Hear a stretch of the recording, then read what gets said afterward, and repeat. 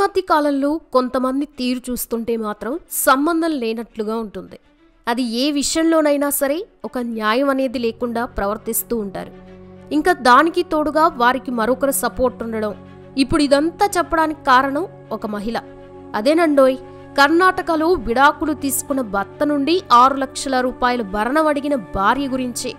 మామూలుగా విడాకుల తర్వాత తమ అవసరాల కోసం భార్య మార్చి భర్తను భరణం అడిగే విధానం అనేది చట్టపరంగా విధించిన తీర్పే. ఇక దానిని ఎంతలా తీసుకోవాలో అంతలానే తీసుకోవాలి. అంటే భరణంకి ఒక న్యాయపరమైన సంఖ్య అనేది ఉంటుంది. అంతేకాని వస్తుందని హద్దు లేకుండా అడుగుతుంటే ఎలా ఉంటుంది చెప్పండి. ఇప్పుడు ఆ మహిళ అంతలా అడగడంతో దానికి తోడు ఆమె తరఫు వాదిస్తున్న లాయర్ కూడా డిమాండ్ చేయడంతో ప్రస్తుతం ఈ విషయం బాగా హాట్ టాపిక్గా మారి వైరల్ అవుతుంది కొన్ని రోజుల నుంచే. మరి అసలు విషయం ఏంటో మనం ఇప్పుడు తెలుసుకునే ప్రయత్నం చేద్దాం. ఒక మహిళ తన భర్త నుండి విడాకులు తీసుకుంది. దీంతో ఆమె తన అవసరాల కోసం భరణం అడిగింది. సరే, భరణం అడిగితే అంతవరకు న్యాయం అయితే ఉంది, అది ఎవరైనా ఇస్తారు రీజన్. కానీ భరణం కింద ఆమె అడిగిన సంఖ్య మాత్రం దడుచుకునేలా ఉంది. విషయం ఏంటంటే, మునుకుంట్ల రాధ, మునుకుంట్ల నరసింహ అనే భార్యాభర్తలకి గతంలో బెంగళూరులోని ఫ్యామిలీ కోర్టు విడాకులు మంజూరు చేసింది. అయితే భర్త నుంచి వేరుపడిన తర్వాత ఆమెకు భరణం ఇవ్వాలని భర్తకు ఆదేశాలు ఇచ్చింది. ఈ క్రమంలోని ప్రతి నెల మెయింటెనెన్స్ కింద మునుకుంట్ల రాధకి 50,000 రూపాయలు ఇవ్వాలని బెంగళూరులోని ఫ్యామిలీ కోర్టు అదనపు ప్రధాన న్యాయమూర్తి గతేడాది సెప్టెంబర్ 30వ తేదీన తీర్పిచ్చారు. అయితే తనకి ఆ 50,000 రూపాయలు నెలకి సరిపోవడం లేదని, ఆ భరణం మొత్తాన్ని పెంచమని మునుకుంట్ల రాధ ఇటీవల కర్ణాటక హైకోర్టుని ఆశ్రయించింది. దీంతో ఆగస్టు 20వ తేదీన ఈ పిటిషన్ విచారణకి రాగా ఆమె చెప్పిన విషయాలు విని జడ్జి అవాక్కయ్యారు.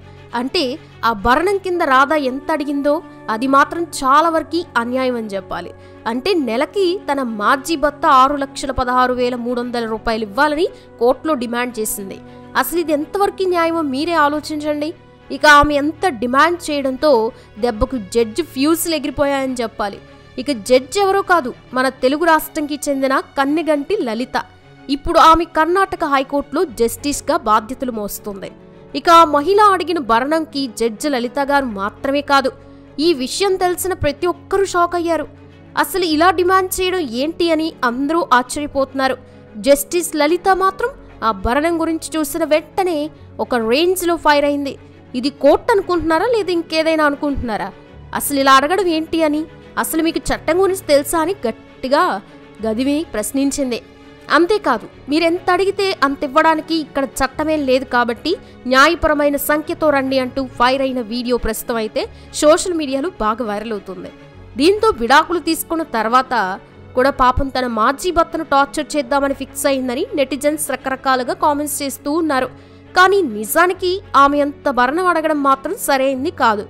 ఇక ఈ భరణం విషయంలో జడ్జి లలిత గారు లాయర్ని ఇలా అడిగారు, అసలు నెలకి అంత డబ్బు ఎలా ఇస్తారు? ఇందులో ఏమైనా న్యాయం ఉందా? అసలు ఆమెకి నెలకి అంతలా ఏం ఖర్చులుంటాయని ప్రశ్నించింది. దీంతో ఆ లాయర్ కూడా మా క్లయింట్కి ఇంత అవసరం ఉంది అని ఆమె తరఫున వాదించడానికి వచ్చాడు. నిజానికి లాయర్ ఆమె భరణం కింద అంత అడిగినప్పుడు అసలు ఇంత ఉండదు, న్యాయపరంగా అడగాలి కదా అని చెప్పాల్సింది పోయి తిరిగి ఆమె తరఫున వాదించడానికి వచ్చాడు. అంటే అతడు కూడా ఆమె ఇచ్చే కమిషన్ కమిట్ అయ్యాడేమో అనిపించక తప్పట్లేదు. ఎందుకంటే లాయర్లే న్యాయంగా ఉండకపోతే ఇక క్లయింట్లు ఎలా రెచ్చిపోతారో చూడండి. ఇక ఈ లాయర్ జడ్జి అడిగిన ప్రశ్నకి ఒక పెద్ద లిస్ట్ తీసుకొని వచ్చాడు. అంటే రాధ ఖర్చుల గురించి ఇలా ఒక లిస్ట్ తీసుకొని వచ్చాడు. అదేంటంటే తన క్లయింట్ ఇంటి ఖర్చులకి తిండి నెలకి 40,000 రూపాయలు కావాలట. ఇక ఆ మహిళా లాయర్తో చెప్పించిన మరో కారణం వింటే మాత్రం ఇదెక్కడ సంతరా బాబు అని అనిపించక తప్పదు. అదేంటంటే వాచ్లు, గాజులు, చెప్పులకి 50,000 రూపాయలు కావాలని నోట్ చేసింది. దీంతో దెబ్బకి జడ్జి గారు షాక్ అయ్యారు. ఇంకా హాస్పిటల్ ఖర్చులకి, కాస్మోటిక్స్ ఖర్చులకి ఏకంగా 4 నుండి 5 లక్షల రూపాయలు ఏటేసింది ఆ ఉత్తమ మహిళ. బహుశా ఈమె ఖర్చులు భరించలేకనే అతడు విడాకులు ఇచ్చాడేమో అని అనిపించక తప్పట్లేదు. లేదంటే ఆమె చెప్పే లిస్టుకి అతడు జీవితాంతం సంపాదించినా కూడా సరిపోదని చెప్పాలి. ఇక ఆ లాయర్ తన క్లయింట్ ఖర్చుల గురించి చెప్పిన తర్వాత జడ్జి కోపంతో రగిలిపోయి, ఇంత డబ్బు భరణం కింద ఇవ్వడం కుదరదు, ఇంత డబ్బు కావాలంటే ఆమెనే సంపాదించుకోమని గట్టిగా చెప్పేసింది. అసలు భరణం అంటే దానికి ఒక హద్దు ఉంటుంది. అంతేకాని మీరు న్యాయం లేకుండా చెప్పినంత డబ్బు మాత్రం ఇక్కడ ఇవ్వడానికి చట్టం ఒప్పుకోదు. కావాలంటే ఆ డబ్బు ఆమెను సంపాదించుకోమని లాయర్తో చెప్పారు జడ్జి గారు. ఆయన కూడా ఆ క్లయింట్ తరఫున వాదిస్తున్న న్యాయవాది మాత్రం అస్సలు జడ్జి మాటల్ని ఒప్పుకోవడం లేదు. పాపం ఆ మహిళా లాయర్కి ఎంత డబ్బు ఆశ చూపించిందో ఏమో, ఒకటే మాట మీద నిలబడ్డాడు. అంతేకాకుండా తన క్లయింట్ మాజీ భర్త అదే మునుకొంట్ల నరసింహ గురించి కొన్ని విషయాలు చెప్పుకొచ్చాడు లాయరు. అదేంటంటే ఆ మహిళా మాజీ భర్తనంట 5,000 రూపాయలు 10,000 రూపాయలు చేసే డ్రెస్సులు వేసుకుంటాడట. ఆయన వాడే చెప్పులు షూస్ కూడా 5,000 రూపాయల కంటే ఎక్కువే ఉంటాయట. అంటే ఆయనంత ఖరీదైన వాడుతున్నాడంటే అతని దగ్గర అంత డబ్బు ఇచ్చే సామర్థ్యం ఉంది కాబట్టి ఆమె భరణం కింద ఇంత డబ్బు అడిగింది కాబట్టి ఆమెకు అంతే ఇవ్వాలి అని డిమాండ్ చేశాడు ఆ లాయరు. దీంతో జడ్జి గారు ఆ లాయర్తో మీరు ఈ విధంగా వాదనలు చేయడం కరెక్ట్ కాదు, కాబట్టి సరైన నెంబర్స్తో రండి, న్యాయపరమైన ఖర్చుల వివరాలతో రండి, అలా అయితేనే ఈ పిటిషన్ గురించి తీర్పిస్తా, లేదంటే ఈ పిటిషన్ డిస్మిస్ చేస్తా అని గట్టిగా చెప్పేసిందే. దీంతో ఆ లాయర్ తన క్లయింట్ ఇచ్చే కమిషన్కి బాగా కకృతి పడ్డాడో ఏమో, మళ్ళీ జడ్జి గారితో అంత కాదులే కొంచెం తగ్గిస్తామని బేరవాడడం మొదలుపెట్టాడు.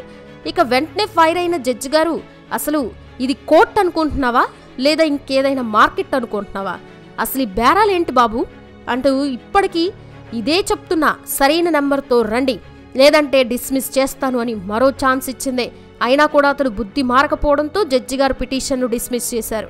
ఇక అదే వీడియో ప్రస్తుతం బాగా ట్రెండ్లో ఉంది. నిజానికి ఆమె మాజీ భర్త దగ్గర అంత డబ్బు ఉండొచ్చేమో, కానీ కోర్టు ఎవరి దగ్గర ఎంత డబ్బు ఉన్నా కూడా న్యాయపరమైన భరణాన్ని విధిస్తోంది.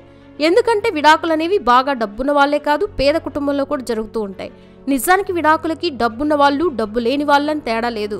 అందుకే కోర్టు కూడా సరైన న్యాయమే చెప్తుంది. కానీ ఒక మహిళకి నెలకి ఇంత డబ్బు అవసరం ఉంటుంది అంటే ఇది చాలా విడ్డూరం అని చెప్పాలి. పైగా ఆమె అవసరాలు కూడా అలా ఉండడంతో అందరి బుర్ర హీట్ ఎక్కడం ఖాయం. భరణం కింద పిల్లలు చదువులు అవసరాలు, ఇంటికి ఖర్చులకి ఇంత అని ఒక లిమిట్ ఉంటుంది. కానీ ఈ రేంజ్లో మాత్రం ఎవ్వరికీ ఉండవేమో. అసలు విడాకులు తీసుకున్నా కూడా భర్తను టార్చర్ పెట్టడం అంటే ఇదేనేమో బహుశా. మరి ఫ్రెండ్స్, ఈ వీడియో చూశాక మీకేమనిపించింది? అసలు ఆమె అడిగేది న్యాయం అంటారా? కామెంట్ చేయండి, మీరేమనుకుంటున్నారో, మీ ఉద్దేశం ఏంటో. అలాగే వీడియో నచ్చితే లైక్ చేయండి, షేర్ చేయండి, ఛానల్ని సబ్స్క్రైబ్ చేసుకోండి. మరో ఇంట్రెస్టింగ్ వీడియోతో నెక్స్ట్ మీ ముందుంటాను. Thanks for watching this video.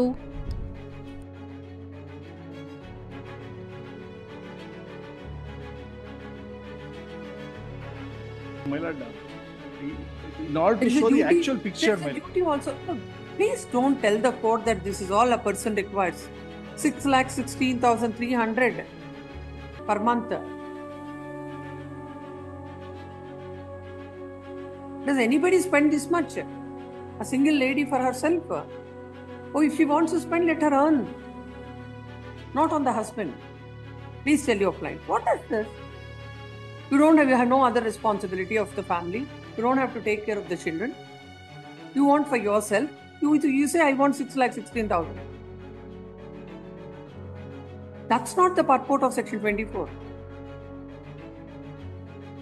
And it is not a punishment to the husband that if he is having a dispute with wife to grant 6,16,000. You should be reasonable in telling it. Not that I will tell some figure and the it is for the court to give some amount or the other. We will send a loud and clear message to all the litigants yes, who wants to exploit the process of the court. This is exploitation. This is an exploitation. My lord, my lord, here in where the lower court has completely never looked the income of the husband, wherein even the court has preserved, my lord, before that. We are not going into all that arguments. Yes. What I wanted to know is what are your expenditure? Yes. That you tell the court. I already heard all of you here. Yes. Spoke you enough. For the petitioner, food expenses at a residence to meet the same standard of nutritious food which the respondent is having at home. She has not been provided with any food there. She has to manage 40,000 next. Yes, for the purpose of food, when the respondent compelled to have food outside in few circumstances. Yes, next. My lord, for that. And towards the clothes and dress, the respondent is using all the branded clothes wherein one Calvin Klein t-shirt costs around 10,000 per shirt, and per trousers of the petitioner is also entitled for the same, wherein the present petitioner is using all the old dresses itself. Yes. My lord, towards the accessories like bangles, sticker, chain, earrings, watches, sandals, slipper, etc., my lord, which is the basic need, my lord, towards it 15,000 per month, my lord. towards the medical expenses, cosmetics, and other expenses, madam, wherein the petitioner is suffering with knee joint pain and for which she needs to take the regular medication and physiotherapy treatment. Even she is suffering from high fever, tension, panic attack, for which she need to take regular treatment and medication. Due to the negligent act of the husband, she is not in a position to show it to a good doctor and good hospital, for which, as per the at least 4 to 5 lakhs is needed. And my lord, though the respondent is being, my lord, that is, I have, it's a overall cost, my lord, I have bifurcated to a monthly wise also, my lord, in the second column. Though the respondent is being the school fee, paying the school fee and tuition fee to the children, he has completely neglected to look after the children, always being with him, with them as like a mother, and due to which the petitioner is supposed to. At least your client is not understanding. You should understand. You should advise her. Unnecessarily with these kind of expenditures that they give, the court gets the impression of the court would be something. What is this? 8, please tell the court. Every month, 60,000, what she will do?